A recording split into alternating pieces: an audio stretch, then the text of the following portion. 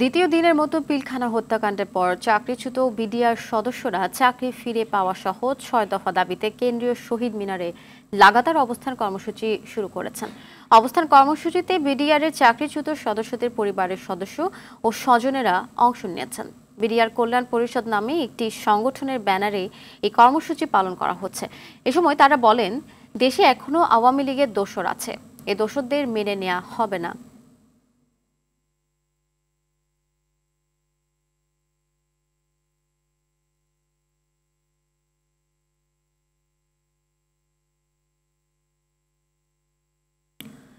দর্শক, কেন্দ্রীয় শহীদ মিনারে আছেন সহকর্মী দীপ্ত চন্দ্র পাল। সরাসরি চলে যাব তার কাছে।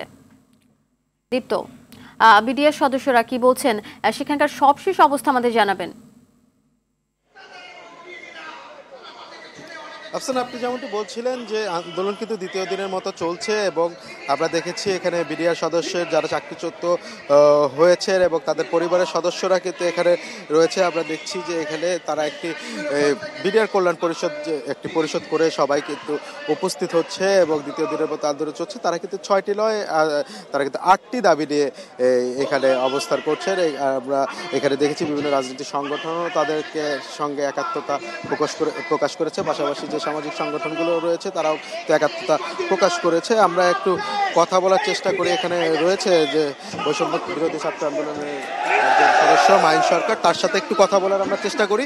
একটু বলবেন যে আপনাদের তো আজকে এই যে দ্বিতীয় দিনের মতো কর্মসূচি চলছে, তো এরপরে আপনাদের মানে অবস্থা কর্মসূচিটা কখন কি হবে বা পরবর্তী অবস্থান কর্মসূচি বা পরবর্তী যে কর্মসূচি সেটি এখনই ঘোষিত হবে, আপনারা জানতে পারবেন।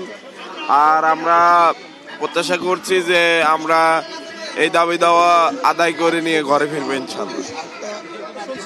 আফসানা, উনি কিন্তু বলছিলেন তাদের যে 8টি দাবি। আমি যদি একটু দাবিগুলোর কথা বলি, পিলখানা হত্যাকাণ্ডের সময় যাদের চাকরি হারিয়েছেন তাদেরকে চাকরিতে পুনর্বহাল করা, যারা শহীদ হয়েছেন সেই শহীদ দিবস সেই দিবসকে জাতীয় দিবস করা, পাশাপাশি বিজিবি যে নামটি বর্তমানে সেই নাম থেকে সরে এসে বিডিআর নামকরণ, এই সব মিলিয়ে মোট 8টি দাবি কিন্তু তারা জানিয়েছেন এবং আজকে যদি দাবি না মানা হয় তার পরবর্তী কর্মসূচি কিছুক্ষণের মধ্যেই ঘোষণা করা হবে। তো আফসানা, এই ছিল আমার কাছে শহীদ মিনার থেকে সবশেষ তথ্য। আফসানা, অসংখ্য ধন্যবাদ আপনাকে।